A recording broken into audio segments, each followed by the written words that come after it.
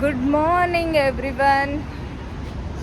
मी आज विचार केला आहे रशी उडी मारायचा. चला आपण आज 15 मिनिट्स कंटिन्यू रशी उडी मारूया. वाव. चलो लेट्स स्टार्ट.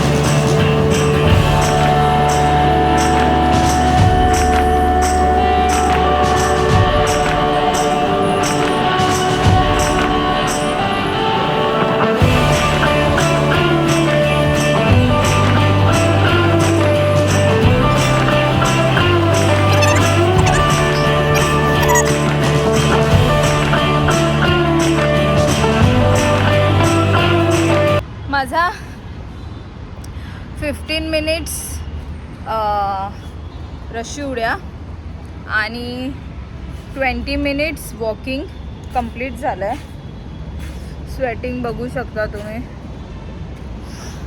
आता जाऊन फ्रेश होईल. माझा जो ABC ज्यूस आहे तो पण त्याचे मी क्यूब्स बनवून ठेवलेले, तो फिनिश झाला आहे. मी फ्रेश झाली आहे आणि मी माझा फेसवॉश केल्या हे टोनर यूज करते.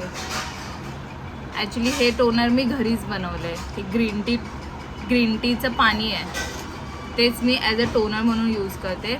ज्यांची पण ऑइली स्किन आहे त्यांनी हे टोनर यूज करा, खूप बेनिफिशियल आहे.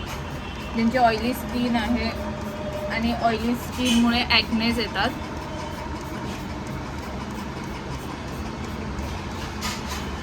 ते हे टोनर यूज करू शकतात.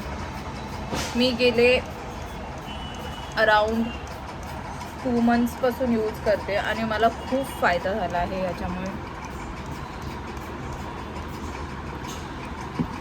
स्किन पण एकदम हायड्रेटेड राहते आपली.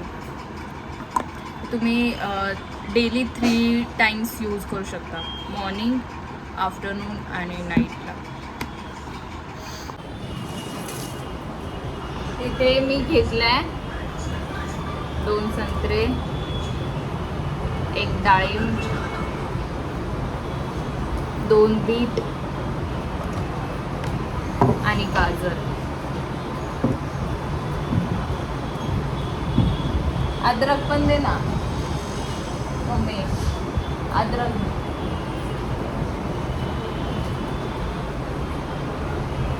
आणि हे आहे अद्रक. छोटा एवढा जरी असला तरी पण बसव.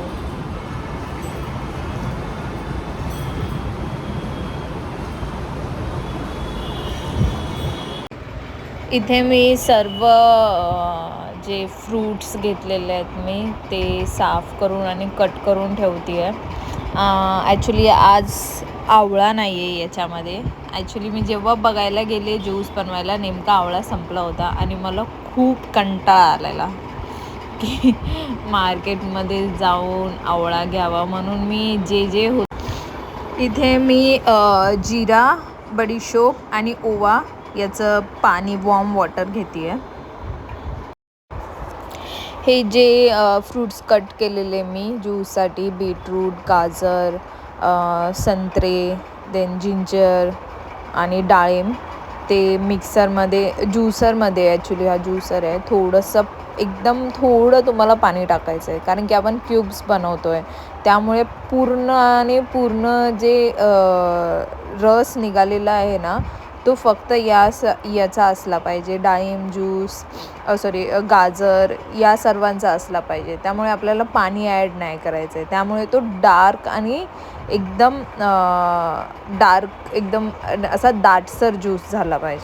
हा जो ज्यूस बनवला आहे दाटसर, तो असं एकदम सुती कापड घ्यायचं, एकदम हलकंसं, आणि त्याच्यामध्ये पूर्ण तो जो दाटसर ज्यूस आहे ना, तो पूर्ण काढून असं थोडंसं वरती जे लागलेलं आहे त्याच्यामध्ये थोडंसं पाणी मिक्स, एकदम थोडं, तुम्हाला 2-3 बूंदच बोलू शकता, आणि ते असं एकदम पूर्ण रस त्याचा पिळून काढायचा आहे तो, म्हणजे फक्त आपल्याला तो रस भेटला पाहिजे.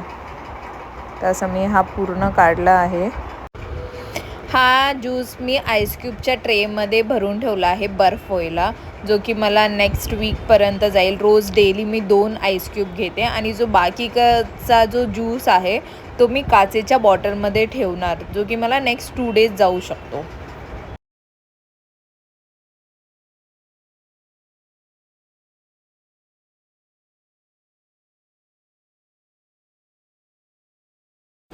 आज लंचमध्ये घेतला आहे मी, इथे आहे मटकीची भाजी. ही मटकीची भाजी, ही बटाट्याची भाजी आहे. एकदम बटाटा एकदम बारीक केला आहे शिजल्यानंतर याच्यामध्ये.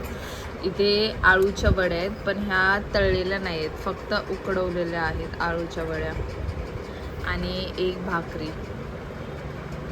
आणि इथे एक फुल ग्लास भरून ताक आहे.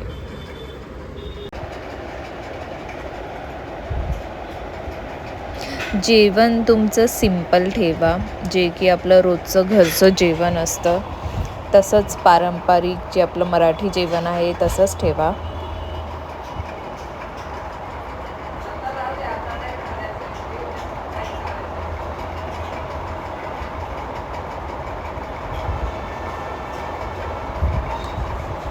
टेस्टी आहे खूप.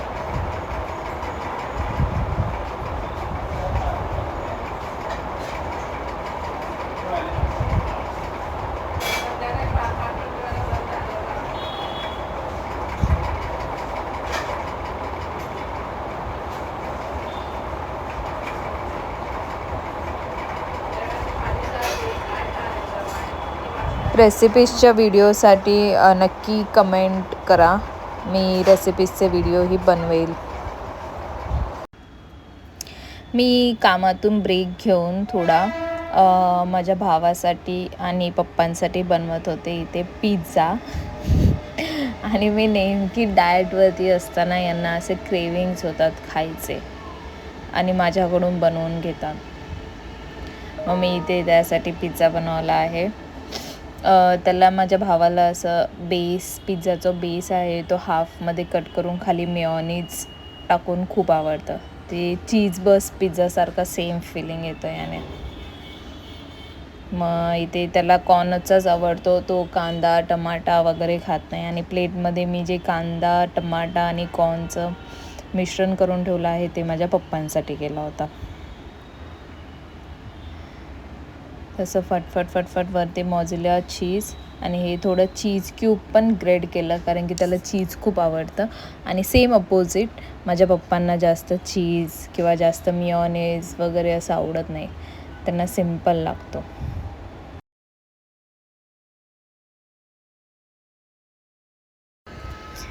पिझ्झा रेडी आहे आणि मी इथे चीज पूलसाठी ट्राय करत होते. माझा फर्स्ट स्लाईसचा झालाच नाही.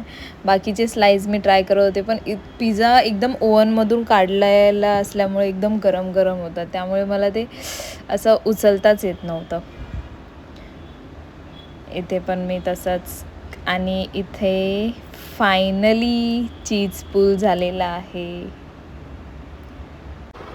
माझं लॉग ऑफ झालं आहे आणि मी आता नाईट रुटीन फॉलो करून झोपणार.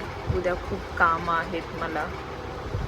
उद्या माझं थेरपी सेशन आहे डॉक्टरकडे. Then I have to go to office. So good night for the day. Bye. उद्या भेटू.